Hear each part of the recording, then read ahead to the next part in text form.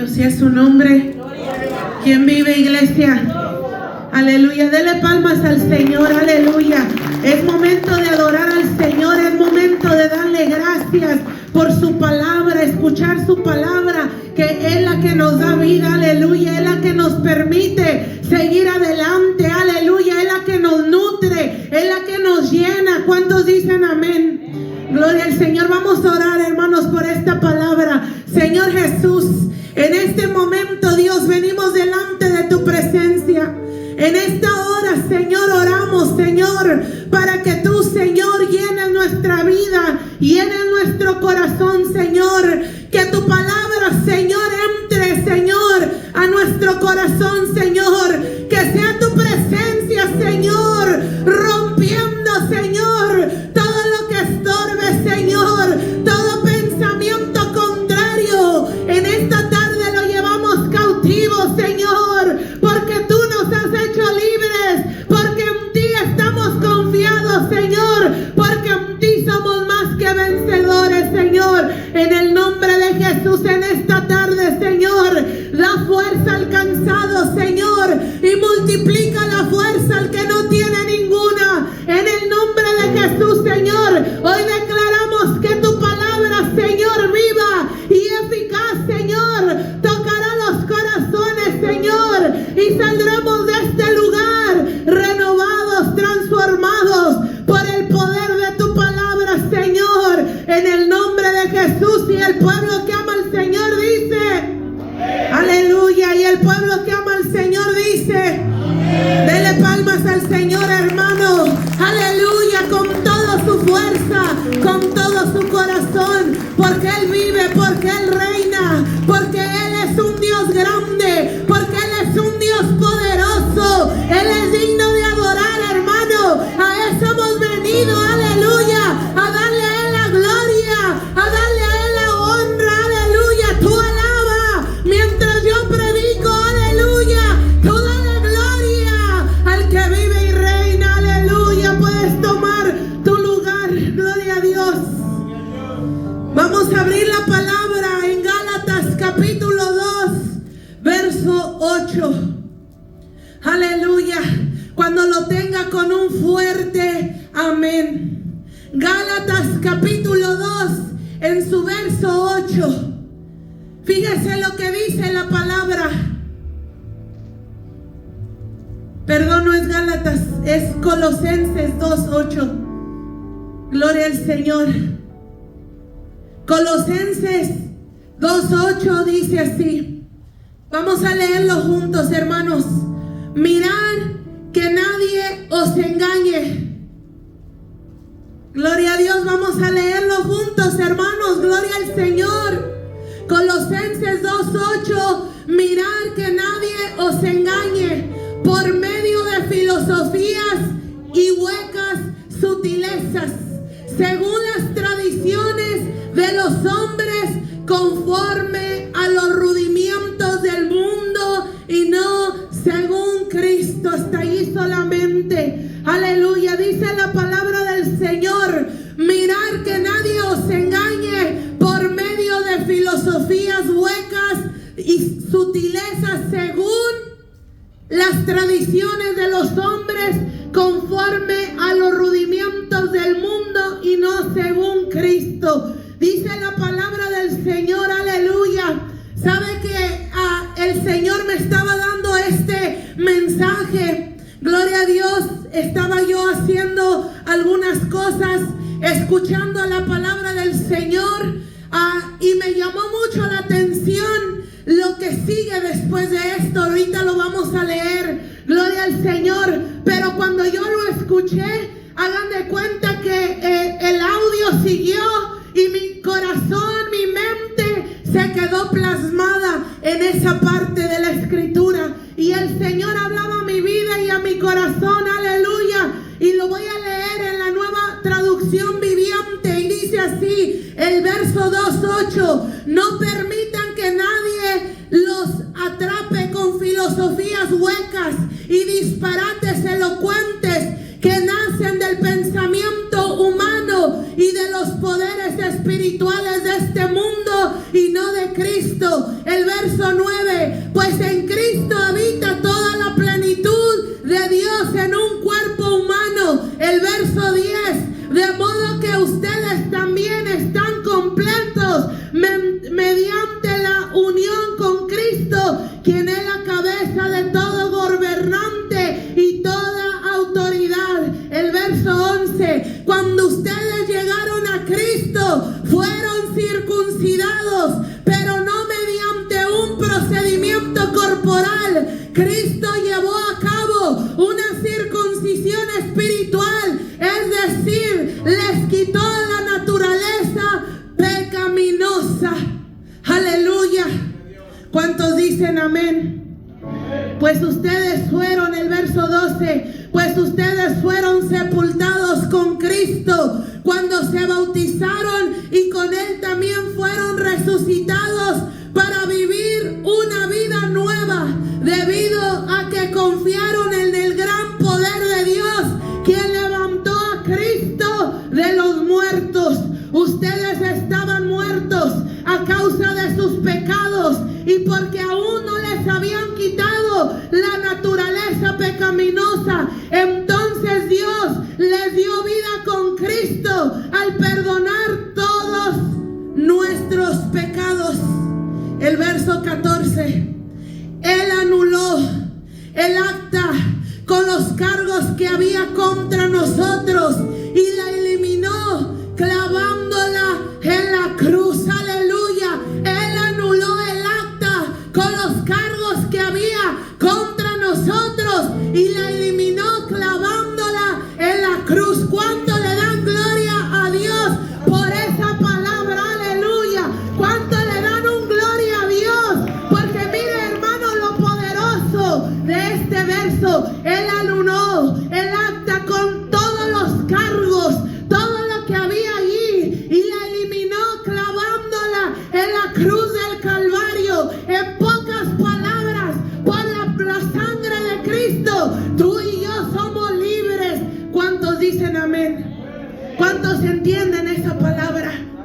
Es necesario, hermano, que tú y yo tengamos bien claro, aleluya, lo que el Señor ha hecho por nosotros. Porque cuando tú lo entiendes, cuando tú sabes lo que Él hizo, tu vida no vuelve a ser la misma.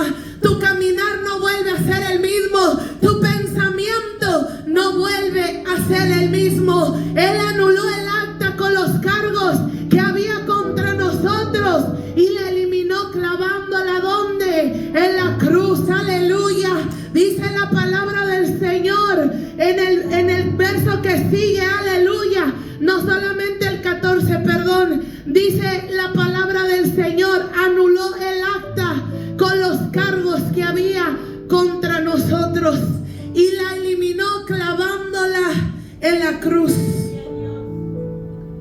En la versión Reina Valera dice, anulando el acta de los decretos que había contra nosotros, que nos era contraria, quitándola del medio y clavándola en una cruz.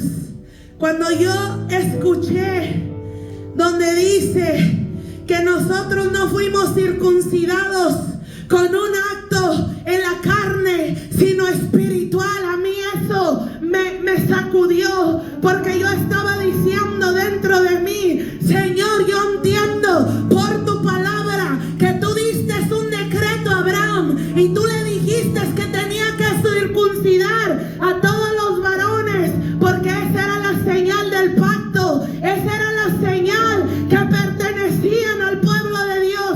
Pero la palabra de Dios, lo que acabamos de leer, dice que ahora tú y yo tenemos una señal que no es de carne, sino que Él nos circuncidó, quitando toda actitud pecaminosa, quitándonos toda naturaleza con la que el diablo podía o querría acusarnos. Pero dice la palabra, Él anuló la acta de los decretos que había contra nosotros, que nos era contraria, quitándola del medio y clavándola en la cruz. ¿Cuántos entienden esa palabra? Y ¿sabe qué, hermano? Cuando yo he leído la palabra de Dios leído el libro de Efesios, el libro de Filipenses, el libro de Gálatas, yo me entero de una cosa, porque si hay algo que a mí me gusta es buscar más de lo que estoy leyendo, porque yo sé que este libro a los colosenses no se escribió muy campante y casual. Yo sé por la palabra, por el testimonio de quien escribió esta carta, de que había un hombre detrás de esa pluma, había un hombre que estaba siendo perseguido, había un hombre que estaba siendo azotado, había un hombre que estaba pagando un precio por seguir a Cristo, y su nombre era Pablo, y su nombre antes era Saulo, pero el Señor dice que anuló el acta de los decretos. Yo creo que si alguien tenía bien claro que el Señor había anulado todo decreto en contra de él, era el mismo apóstol Pablo. ¿Por qué? Porque antes, en su tiempo viejo, en su vida vieja, él era perseguidor de la iglesia, él perseguía a los cristianos, derramaba sangre inocente, y cuando conoció a Cristo, cuando se topó con el Rey de Gloria, dice la palabra de Dios que entonces él le conoció y le dijo: ¿por qué? ¿Por qué me persigues? Y le dijo él: Señor, ¿quién eres? Yo soy Jesús, a quien tú persigues. Y desde ese momento la vida de Saulo de Tarso cambió para siempre. Desde ese momento su vida no volvió a ser la misma. Yo creo que él entendió esa parte. Él entendió que todo decreto que había en contra de él, porque allí su juez no era Dios, allí su juez era la misma iglesia. Porque imagínese usted, el que antes andaba tras los creyentes, el que aprisionaba a los cristianos, ahora venía y les decía: yo soy uno de ustedes. No fue tan fácil que se incorporara, pero él entendió que ya no había ninguna acta de decreto en contra de él. Yo pienso que él lo entendió, porque sabe que hay algo curioso de la palabra de Dios, que antes de que alguien pueda hablarla, que antes de que alguien pueda predicarla, te tiene que hablar a ti primero, tiene que haber hecho el efecto en tu vida primero, para que tenga el efecto a la cual es enviada. ¿Cuántos dicen amén? Como les decía, si hay algo que a mí me gusta hacer, es encontrar datos, encontrar historia, encontrar la base del mensaje. No es solamente estoy leyendo el libro de Colosenses, anulando el acta de los decretos que había contra nosotros, que nos era contraria, quitándola del medio y clavándola en la cruz. Nosotros la leemos así, pero ¿sabe qué? Esta palabra no se escribió así. Lo primero es que usted tiene que saber que quien estaba detrás de esta carta era el apóstol Pablo, y él estaba preso en Roma. Si usted ha leído antes toda la persecución, todos los golpes, los azotes que él pasó, usted se va a dar cuenta que quizás su cuerpo estaba dolido, quizás su cuerpo estaba ensangrentado, quizás su carne estaba adolorida, pero su alma sabía y tenía bien claro lo que Cristo había hecho por él. ¿Cuántos dicen amén? Aleluya, dele gloria a Dios, hermano, dele honra y gloria, porque allí mismo vas tú. Aleluya, ya no hay diablo que pueda acusarte, ya no hay enemigo que quiera decirte lo que tú deberías de estar viviendo, porque él llevó el acta que tenía en contra de nosotros, la arrebató, la quitó y la clavó en la cruz del Calvario. Yo creo que ese es el motivo de gozo, hermano. Yo creo que ese es el motivo de dar un gloria a Dios. Aleluya. ¿Por qué? Porque la palabra de Dios tiene poder, y es su nombre. Aleluya. Fíjese lo que dice la historia. Pablo escribió esta epístola estando preso por primera vez en Roma, alrededor del año 60 o 62 después de Cristo. Pablo escribió su epístola a los colosenses debido a que recibió un informe de que estos estaban cayendo en un grave error. ¿Sabía usted que el apóstol Pablo recibía reportes porque él predicaba a los gentiles? Él es el apóstol que llevó las buenas nuevas de salvación a diferentes lugares, hizo muchos viajes misioneros predicando la palabra, y usted ya sabe lo que le pasaba a él a causa de que él predicaba algo diferente a lo que en estos pueblos se creía, porque en estos pueblos había mucho paganismo, se adoraba a otros dioses, se adoraba otras cosas menos a Jesús. Y cuando llega el apóstol Pablo, él comienza a predicar, la gente comienza a arrepentirse, comienza a acercarse, comienza a creer, comienza a congregarse, y dice la palabra que se reunían en las casas compartiendo el pan y haciendo oración los unos por los otros. Pero Pablo no se detenía en una ciudad, en un lugar solamente. Él sabía que cuando el Señor le habló para llevar la palabra a los gentiles, esos gentiles no nada más era un pueblo, eran muchos otros lugares, y eso nos incluía a ti y a mí. Aleluya. Y dice la palabra de Dios que Pablo seguía predicando la palabra, Pablo seguía llevando el mensaje de salvación, mientras tanto ponía a alguien que se encargara de las iglesias que se iban estableciendo en diferentes ciudades. Pero él no las dejaba solas, no las dejaba abandonadas, sino que mandaba a personas que fueran a mirar, que siguiera la gente adorando al único Dios vivo, que siguiera la gente orando los unos por los otros, predicando el mensaje de la cruz, que no se desviaran de lo que él les había enseñado y predicado. Y dice la escritura, usted lo puede leer en los primeros capítulos, gloria al Señor, que él recibe un mensaje, él recibe una carta de un evangelista. Gloria al Señor. El evangelista se llamaba Epafras.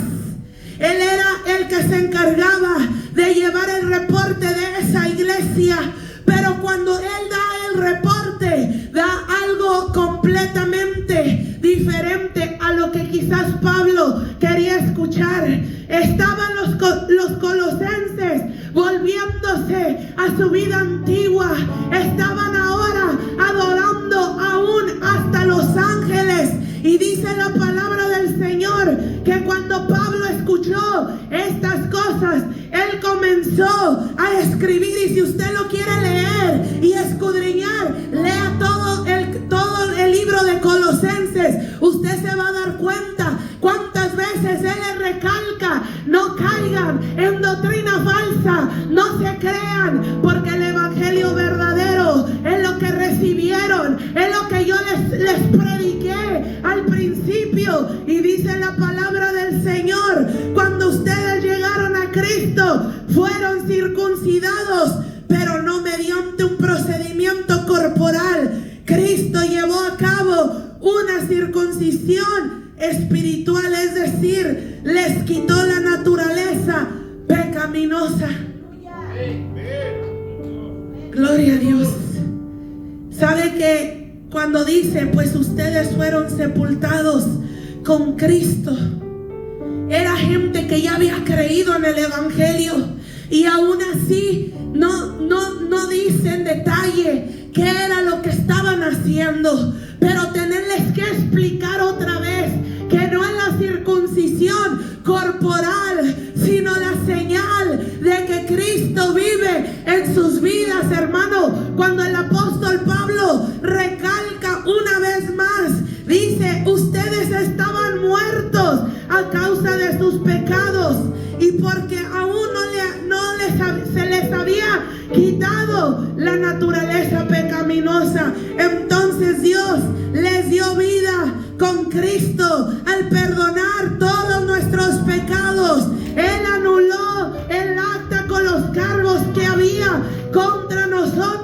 y la eliminó clavándola en la cruz. De esa manera, escuche bien, de esa manera desarmó a los gobernantes y a las autoridades espirituales. Los avergonzó públicamente con su victoria sobre ellos en la cruz.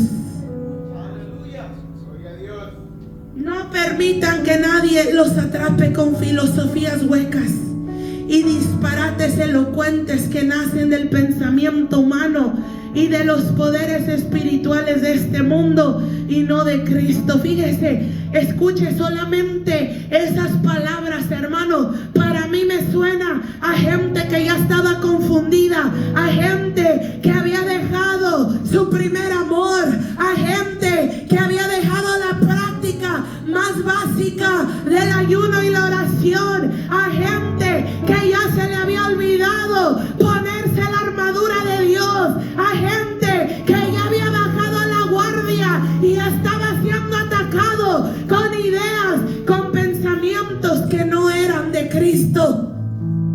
El apóstol Pablo bien claro les deja: no se dejen llevar por lo que oigan. Recuerden que ustedes fueron marcados y sellados por lo que Cristo hizo por ustedes en la cruz del Calvario. ¿Sabe cuánta gente en este tiempo camina sin identidad en Cristo? Hay gente que allá afuera puede tener un pleito, puede tener un desacuerdo con alguien y la persona le puede decir alguna cosa y la gente, si no conoce la palabra, te va a desviar, te va a hacer bambalear, va a hacerte dudar de lo que Cristo dice de ti. Y ahí es donde la palabra de Dios aplica.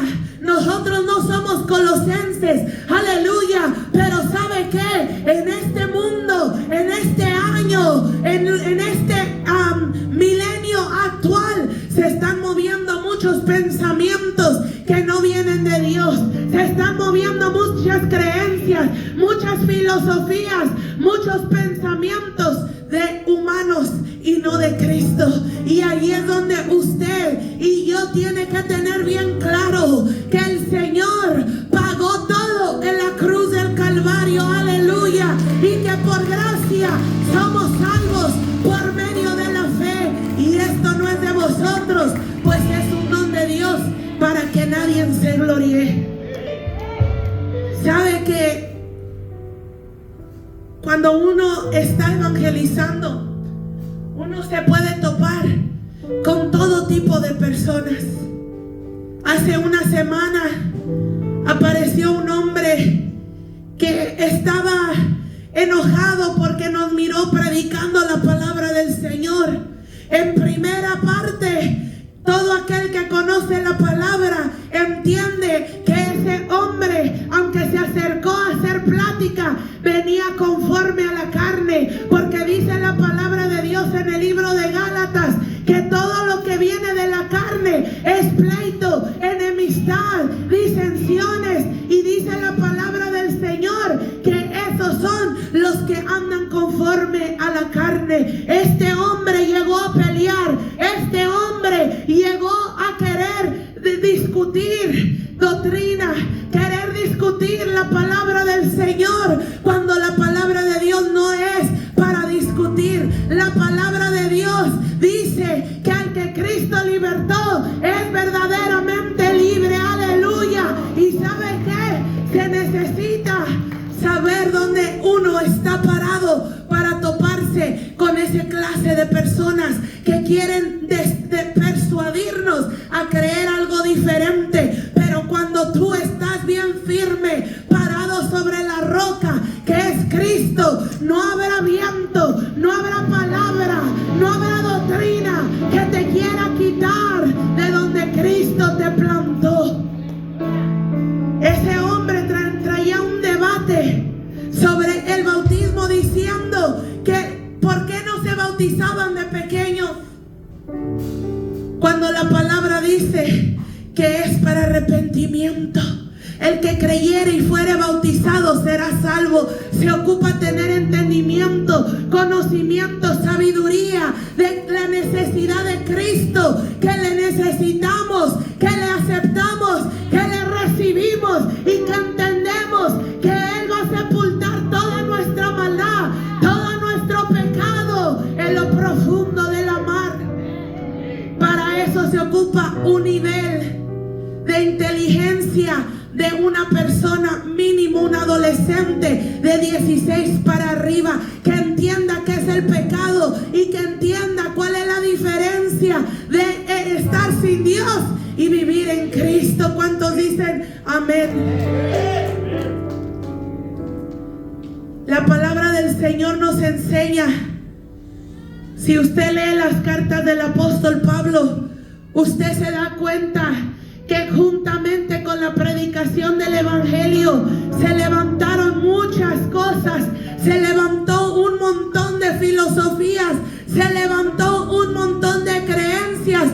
Y como el apóstol Pablo no estaba con las iglesias 24/7, había quienes por su debilidad en la fe volvían a caer a su antigua manera de vivir. La palabra de Dios nos habla en el libro de Corintios, cuando el apóstol le habla a los corintios y le recuerda: de modo que si alguno está en Cristo, nueva criatura es. He aquí las cosas viejas pasaron y todas son hechas nuevas. Para mí me suena como que había un diablo que quería recordarle a los nuevos en Cristo de lo malo que habían hecho. Por eso es que tenía que venir el apóstol a decirles: de manera que si alguno está en Cristo, nueva criatura es. No hagan caso. Y muchas cosas que al leer usted la palabra de Dios se da cuenta de lo que se estaba moviendo, de lo que se predicaba en ese tiempo. Cuando yo leí las cartas del apóstol Pablo, yo las leía y yo siempre decía, yo no tenía mucho entendimiento. Seguimos aprendiendo, gloria a Dios. Pero cuando yo recién me convertí, la leía y yo decía dentro de mí: se oye como que el apóstol Pablo le está contestando a alguien. Se oye como que le llegó una carta primero y él está respondiendo al primer llamado. Está contestando preguntas de la primera carta. Yo no sabía que eso era exactamente lo que había pasado, pero cuando yo lo leía, yo decía: a mí me suena como que había pueblo confundido. A mí me suena como que había gente que había dejado su primer amor. A mí me suena como que había gente que andaba por ahí predicando un evangelio que no era la cruz de Cristo. A mí me suena como que había creyentes que se volvían a su vieja manera de vivir. Y empezaba a leer la palabra y entendía por la palabra que exactamente eso era lo que estaba pasando. Usted puede leer el libro de Corintios, Efesios, Filipenses, Gálatas, Colosenses, Tesalonicenses, y usted se va a dar cuenta que el apóstol Pablo más de una vez vuelve a recalcar que por Cristo somos libres, que Él nos libertó en la cruz del Calvario, que ya no hay otro sacrificio, que Él es suficiente, que Él pagó una vez y para siempre. Aleluya. ¿Cuántos dicen amén? ¿Sabe que cuando uno lee ese versículo donde dice que Él clavó el acta de los decretos? Yo les he dicho muchas veces que yo he estado muchísimas veces en las clases de los bautismos. Pero ¿sabe qué? Cuando el pastor lee justamente el verso 14, que dice: anulando el acta de los decretos que había contra nosotros, que nos era contraria, quitándola de en medio y clavándola en la cruz.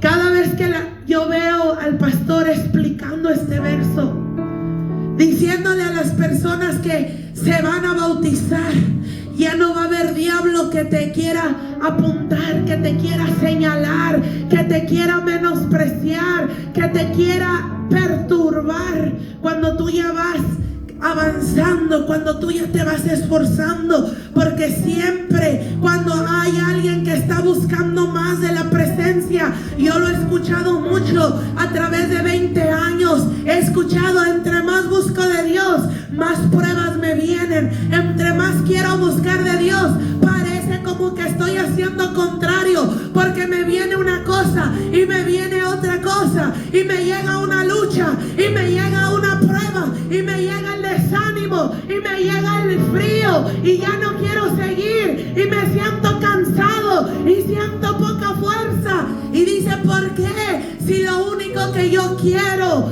es salir adelante, lo único que yo quiero es crecer espiritualmente. ¿Sabes por qué? Porque hay un diablo atrás que te está diciendo: tú no lo mereces, ¿para qué te esfuerzas si tu vida no va a cambiar? ¿Para qué oras si vas a seguir donde mismo? Y es allí donde la palabra de Dios nos recomienda, nos aconseja en el libro de Efesios que estemos firmes, que nos pongamos el escudo de la fe, con el cual podemos apagar todo dardo del maligno. Ahí es donde el hijo y la hija de Dios comienza a hablar la palabra y dice: Él ya anuló el acta de los decretos que había contra mí, y aunque el diablo no quiera, yo voy a caminar, y aunque el diablo no quiera, yo me voy a sacudir, y aunque ahorita me sea difícil, yo voy a pelear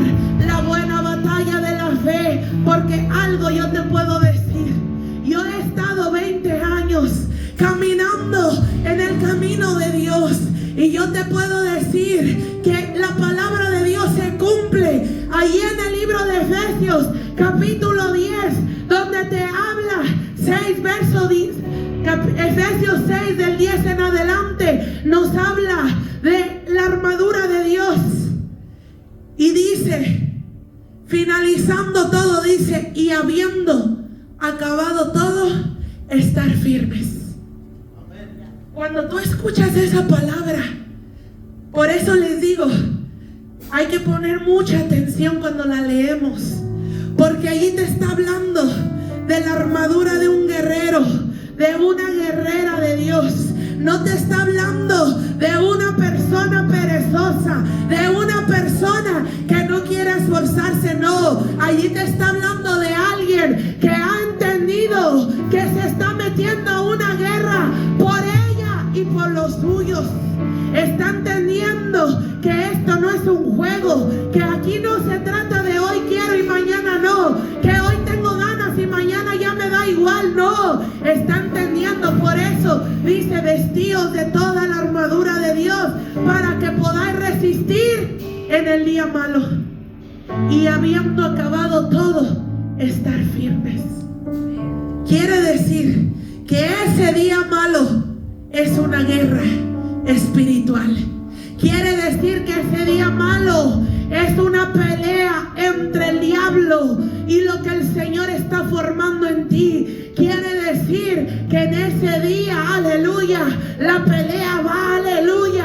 Quiere decir que en ese día el enemigo querrá traerte tu pasado, lo que tú fuiste, lo que tú eras, pero tú tienes que resistir, ponerte la armadura de Dios, el escudo de la fe, pararte firme, y lo más importante, traer la espada del Espíritu, que es la palabra de Dios. ¿Por qué? Porque con la espada vas a tumbar cabezas de gigantes. Con la espada, aleluya, vas a eliminar a tu enemigo. Y dice: y habiendo acabado todo, estar firmes. No tengo una imagen para mostrarles, pero yo no sé cuántos de ustedes han visto alguna película de guerra. Usted puede mirar del año que usted la mire. Puede ser del año del tiempo de Roma o del tiempo de la Primera o Segunda Guerra Mundial. Pero algo le puedo decir, que si usted comienza a ver alguna de esas películas, usted nota que los soldados, cuando se están poniendo su equipaje, su vestimenta, están limpios, están con fuerza, sin saber lo que les espera. Yo no sé si usted alguna vez ha visto alguna película de la Segunda Guerra Mundial, cuando los soldados de Estados Unidos estaban por tomar ciertas islas, ciertas, ¿cómo se llaman?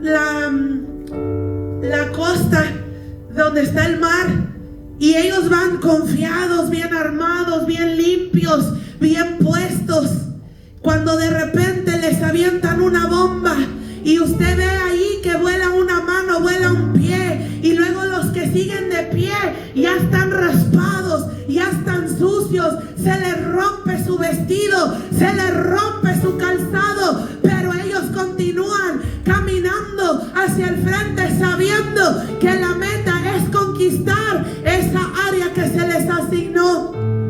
Y al mirar eso, usted se da cuenta de que la guerra espiritual es semejante. El enemigo trata de persuadirte que te retires.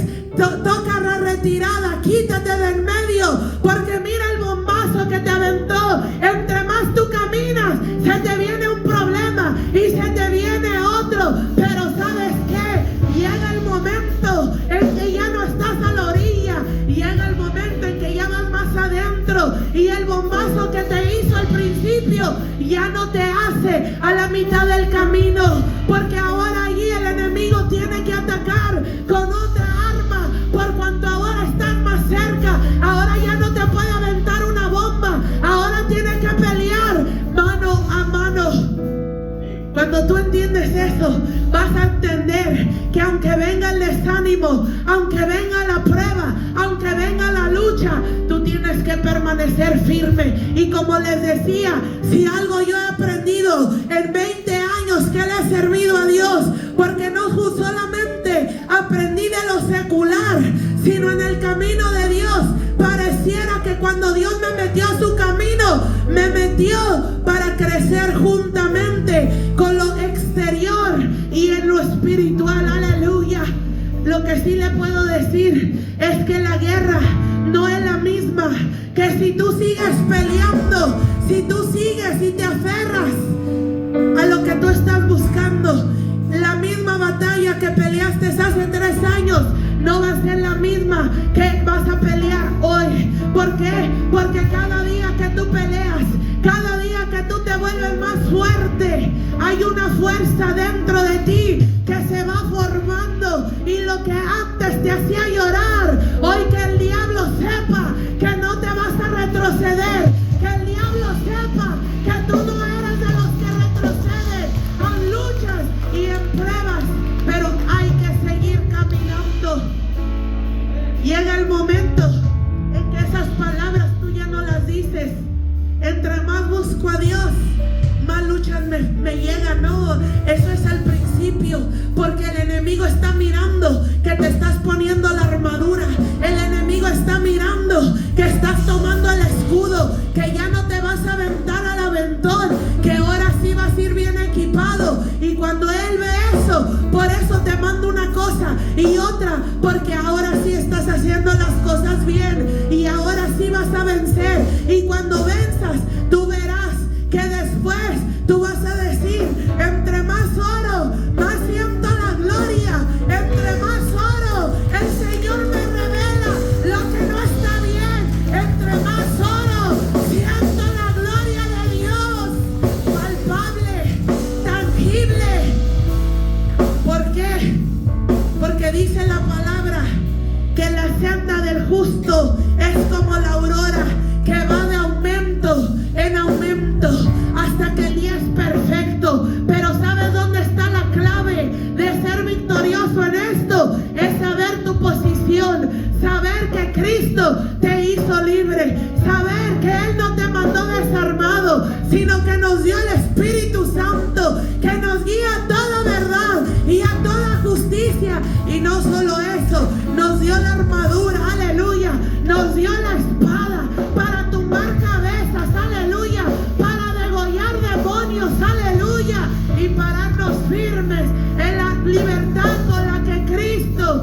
nos hizo libres.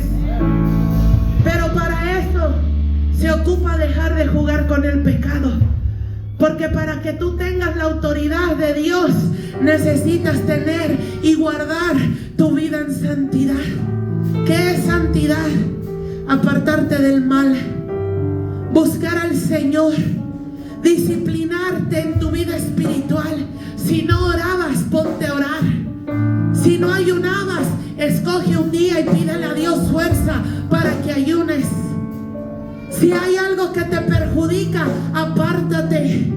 Si tú estás batallando con la música del mundo, con mirar alguna programación que no agrada a Dios, tienes que resistir, tienes que abstenerte de no hacerlo. ¿Por qué? Porque estar mirando cosas que no te edifican no te van a llevar a otro nivel de gloria.